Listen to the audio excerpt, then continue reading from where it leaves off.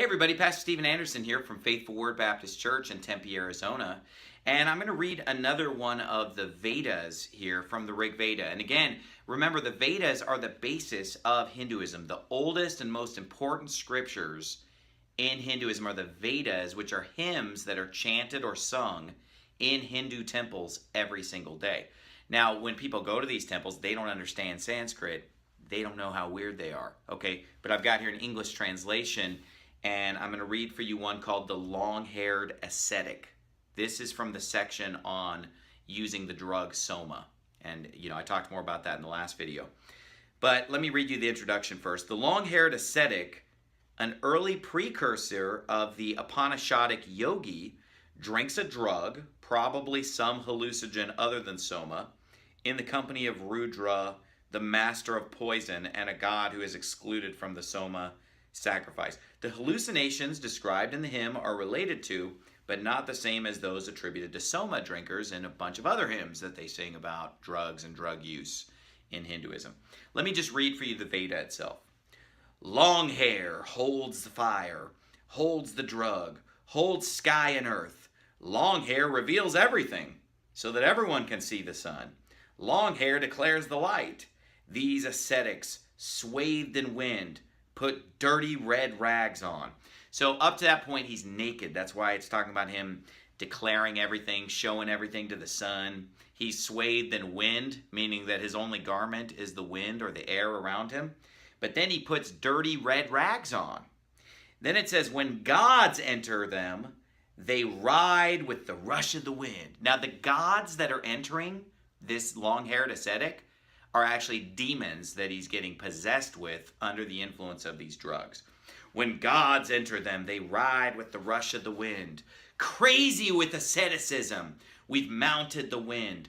Our bodies are all you mere mortals can see. He sails through the air, looking down on all shapes below. The ascetic is friend to this god and that god, devoted to what is well done. And by the way, that's this demon and that demon is what that really is. The stallion of the wind, friend of gales, lashed on by gods. The ascetic lives in the two seas, on the east and on the west. He moves with the motion of heavenly girls and youths, of wild beasts. Long hair, reading their minds, is their sweet, their most exciting friend. The wind has churned it up. Kunamnama prepared it for him. Long hair drinks from the cub, sharing the drug with Rudra. Now, Hinduism is based on the Vedas. In fact, Hinduism is known as Vedic Dharma. This is the basis. But I wonder if the 1 billion Hindus who constantly are going to these Hindu temples and listening to these songs chanted and sung really know what it's saying. Because, like I said, it's in a foreign language. It's in Sanskrit. So when Joe Hindu walks into a temple, he doesn't know that this is what's being chanted or sung, this bizarre song. I mean, this should explain why people like the Beatles and the Beach Boys back in the 1960s and 70s, they went over to India and started practicing Hinduism, and they brought back all these yogis to the United States and introduced this into our culture. And to this day, we still have this in our culture. It's coming from these long-haired, derelict hippies of India, these drug users, these junkies that, they call a yogi or they call a sadhu or whatever. But these burned out hippies of the 60s, that's why they fit in so well with these people, because they're both just drugged out junkies. I mean, can you imagine a religion that's based on drug use? It's pagan. And by the way, pagan religions all over the world use drugs.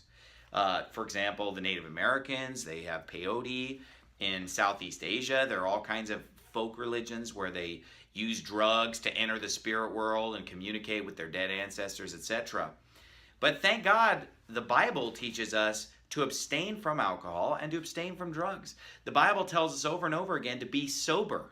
Be not drunk with wine, wherein is excess, but be filled with the Spirit.